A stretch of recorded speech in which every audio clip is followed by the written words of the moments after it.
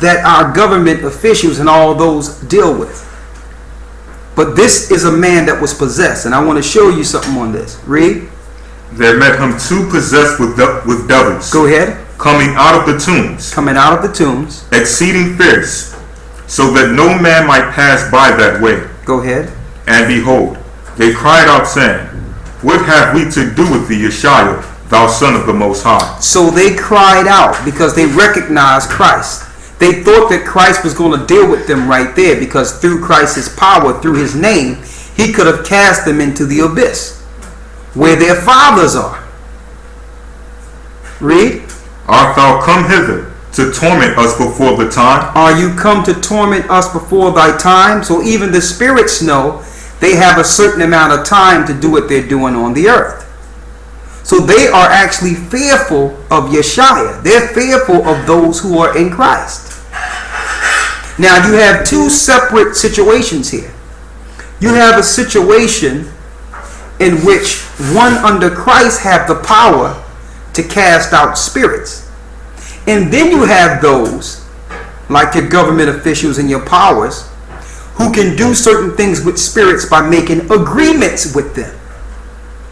The problem is, through the Christian church, you don't know which is which. You don't know whether or not someone have power to cast out spirits like Christ did, or these are they that have agreement with demons, and demons leave for a time because of the agreement they have with the sorcerer or the person they made the agreement with. Here's an example of that. Give me this the chapter and verse in Acts real quick. And Brother Lawyer looked into this, and it was about the word exorcism. Christ didn't deal with exorcism. Exorcism is something the Catholic Church put into their agreement to deal with spirits. So they're not really casting out spirits. What they're doing is agreeing for a purpose to let the demon out for a moment. In an agreement. That's what an exorcism is. They agree with spirits. They don't cast them out. Okay? And I'm going to prove that.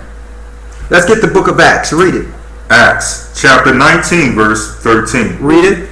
Then certain of the vagabond Jews. The vagabond Jews. Now these were reject Israelites. Israelites that was doing what they wanted to do. They wasn't following Christ. Read. Exorcists took upon them to call over them which had evil spirits the name of the Lord Yeshua, saying, We adjure you by Yeshua whom Paul preacheth. We adjure you.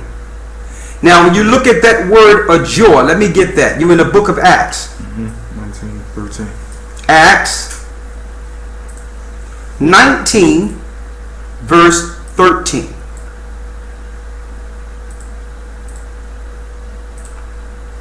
When you look at that word adjure, first let me give you the word exorcist. Exorcist means one to bind by an oath.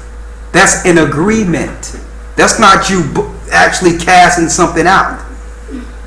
So this is your illuminate powers in your governments have agreement with demons, and you think they have power, but it's actually an agreement to play a trick on the populace to make you think that they are under Christ. It says exorcist is an oath or spell. That is an exorcism. So they use magic to so-called cast out spirits in your churches. They agree with spirits. It says here, took upon them to call over them which had evil spirits the name of the Most High. The name of Yeshua is saying, we adjure. That word adjure means to put an oath, to make or swear, or to solemnly enjoin. Christ wasn't agreeing with no spirits. Paul wasn't agreeing with spirits. The exorcism is an agreement so that the spirit can leave, so that the people can be tricked into believing that their preacher or pastor have power. But behind closed doors, They are doing rituals. Finish reading. We're going to prove that. We adjure you by Yeshua whom Paul preacheth. Go ahead. Verse 14. And there were 7 sons of Sceva, of one Sceva, a Jew, and the chief of the priests, which did so. Go ahead. And the evil spirit answered and said, Yeshua I know. The evil spirit said, hold up, I know Christ. I know Yeshua. Read. And Paul I know. I know Paul. But who are ye? But who are you? Read. Verse 16. And the man in whom the evil spirit was leaped on them. And the man in whom the evil spirit was leaped on them. So the evil spirit came out of the man they was actually doing their agreement with and jumped in them. Why? You cannot make agreement with these spirits. They'll stick around. Christ had the power to bind them or to cast them wherever he would like. You understand? He didn't make an agreement with them. Go back to Matthew. So an exorcism is an actual agreement. Like, here's an example. Just say the Pope have an agreement with Satan, because we know he do. Because he's dealing with the high spirit, all the other spirits that are under Satan, he can agree to actually have that spirit move out of a person, to play a trick on the world. That's the strong delusion. That's one of the strong delusions. When really it was an agreement to deceive the people so that the people can look at the miracles and stay within the church, or what they perceive as a miracle. But really, it's an illusion. Smoke and mirrors. All right? Go back to the place you left off at in Matthew. Matthew chapter 8 verse 29. Read. And behold, they cried out saying, What have we to do with thee, Yeshua, thou Son of the Most High? What have we to do with thee, Yeshua, Son of the Most High? Go ahead. Art thou come hither to torment us before the time? Have you come to torment us before thy time? Read. And there was a good way off from them, and herd of many swine feeding. So the devils besought him, saying, If thou cast us out, suffer us to go away into the herd of swine. So he said, listen, if you cast us out, cause us to go into the herd of swine, proving that spirits can actually go into other living beings. What happened after that? Read. And he said unto them. Now, why did the spirits want to be cast into the swine? Let's see. Read. And he said unto them, Go. And when they were come out, they went into the herd of swine.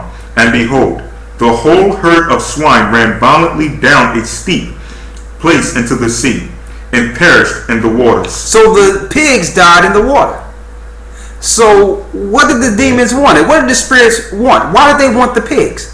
So that they can kill the pigs and get loose and go back and find other bodies. So it proved that they can actually go into animals for a time. But their preference, like it says in Enoch, is to deal with people, to cause things to happen within people. So he said, well, okay. He knew that Christ wasn't going to cast them into another person. Christ was going to banish them into hell. So they said, listen, cast us into the swine so that they can get loose again. They killed the swine, and now they're loose to go around and to continue their attacks against mankind. This is what goes on. Spirits can also use animals for a time. Now, going back to idolatry and how this all links in. Nimrod, and it's in the 2 Babylons, had an agreement with Satan. He found technology. He said, listen, in order for us to do this, we have to put in a system to control the people. So Nimrod got the idea of the building of cities from Satan. Because that way you can count the people, you can program the people, you can give them traditions, you can actually concentrate on controlling a society. You can't control a society if they are spread out and are not influenced by one idea. So Satan gave him the understanding in ancient Babylon that in order to control the people, you must first make cities. Now, let's get in the